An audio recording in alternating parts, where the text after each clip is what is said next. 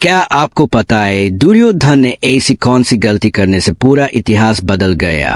नमस्कार दोस्तों, स्वागत है आपका हमारे YouTube चैनल में। दुर्योधन की चूक ने कैसे बदल दिया इतिहास, एक विस्तृत विश्लेषण। भूमिका। महाभारत केवल एक महाकाव्य नहीं, बल्कि यह धर्म, नीति और सत्ता संघर्ष का जीवंत दस्तावेज है। इस कथा के प्रत्येक पात्र के निर्णय और भूलों ने इतिहास की धारा को मोड़ा। लेकिन यदि महाभारत में किसी एक व्यक्ति की चूक सबसे निर्णायक रही, तो वह कौरवों के प्रधान दुर्योधन की थी। उसकी एक के बाद एक गलतियों ने न केवल कौरवों के नाश का मार्ग प्रशस्त किया, बल्कि पूरे भारतवर्ष के भविष्य को भी परिवर्तित कर दिया। इस लेख में हम विस्तार से समझेंगे कि दुर्योधन की कौन कौन सी गलतियां थी और उन्होंने कैसे महाभारत के इतिहास को बदल दिया। दुर्योधन का अहंकार और गलत निर्णय। दुर्योधन बचपन से ही अभिमानी और क्रोधी स्वभाव का था। उसे यह स्वीकार नहीं था कि कोई भी पांडव उससे श्रेष्ठ हो। उसकी प्रमुख गलतियां निम्नलिखित थी। 1. भीम के प्रति द्वेष और विष प्रयोग। दुर्योधन को जब यह आभास हुआ कि भीम सबसे बलशाली है, तो उसने अपने मित्र शकुनी के कहने पर भीम को मारने की योजना बनाई। उसने उन्हें विष देकर नदी में फेंक दिया, लेकिन नागों की सहायता से भीम बच गए और अधिक शक्तिशाली होकर लौटे। यदि दुर्योधन ने यह कृत्य न किया होता, तो शायद भीम में प्रतिशोध की अग्नि न जलती और भविष्य में महाभारत युद्ध इतना विकराल न होता। 2. जुए में द्रौपदी को अपमानित करना। महाभारत के युद्ध की सबसे प्रमुख वजहों में से एक द्रौपदी का चीरहरण था।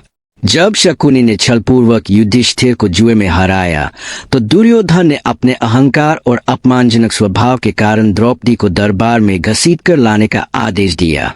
उसने द्रौपदी को अपने पैर पर बैठने के लिए कहा और कर्ण ने उसे वेश्या तक कह दिया। यह घटना पांडवों के लिए असहनीय थी और यही वो क्षण था जब उन्होंने प्रतिशोध लेने की ठान ली। यदि दुर्योधन इस क्षण संयम रखता और द्रौपदी का अपमान न करता, तो शायद युद्ध टल सकता था। 3. भीष्म, द्रोण और कर्ण की सलाह न मानना। दुर्योधन ने महाभारत युद्ध में अपने ही वरिष्ठ योद्धाओं की बातों को नजरअंदाज किया। भीष्म और द्रोण ने उसे बार बार समझाया कि धर्म की विजय निश्चित है और पांडव धर्म के मार्ग पर है, लेकिन दुर्योधन ने हमेशा उनकी बात को अहंकारवश अनसुना कर दिया।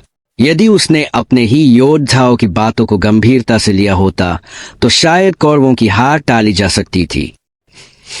दुर्योधन की गलतियों से इतिहास कैसे बदला। 1. युधिष्ठिर को राजा बनने से रोकने की जिद। यदि दुर्योधन चाहता तो पांडवों को राज्य देकर खुद भी शांतिपूर्ण शासन कर सकता था, लेकिन उसकी हठधर्मिता ने पूरे हस्तिनापुर को युद्ध की आग में झोंक दिया। पांडव यदि शांति से राज्य पाते, तो महाभारत युद्ध की संभावना न के बराबर होती। 2. श्री कृष्ण का अपमान। जब श्री कृष्ण शांति प्रस्ताव लेकर हस्तिनापुर आए, तो दुर्योधन ने उन्हें अपमानित किया और बंदी बनाने की योजना बनाई। लेकिन श्री कृष्ण ने विराट रूप धारण कर दुर्योधन को दिखा दिया कि वे स्वयं ईश्वर है। यदि दुर्योधन ने उस समय कृष्ण की बात मान ली होती, तो युद्ध टल सकता था और लाखों निर्दोष योद्धाओं का जीवन बच जाता। 3. अभिमन्यु वध और कर्ण की हार। दुर्योधन के कहने पर जब अभिमन्यु का छलपूर्वक वध किया गया, तब अर्जुन ने प्रतिज्ञा ली कि अगले दिन जयद्रथ का वध करेंगे। इस घटना ने महाभारत के युद्ध की गति को और अधिक तीव्र बना दिया। साथ ही कर्ण के पास शक्ति अस्त्र था, जिसे वह अर्जुन पर चलाना चाहता था, लेकिन दुर्योधन के कहने पर वह इसे पहले घटोत्कच पर चलाने को मजबूर हुआ। यदि यह अस्त्र अर्जुन पर प्रयोग होता, तो युद्ध का परिणाम कुछ और भी हो सकता था। महाभारत का अंत और दुर्योधन की मृत्यु। महाभारत के युद्ध में एक एक कर सभी कौरव मारे गए।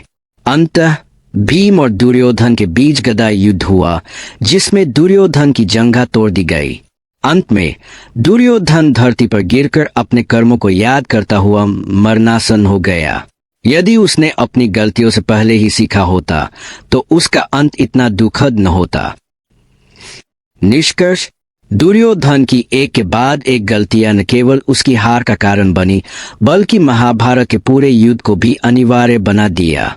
यदि उसने अपने अहंकार, ईर्ष्या और अधर्म के मार्ग को त्याग दिया होता, तो इतिहास कुछ और ही होता। यह कथा हमें यह सिखाती है कि अहंकार और अधर्म का मार्ग अंत विनाश की ओर ही ले जाता है।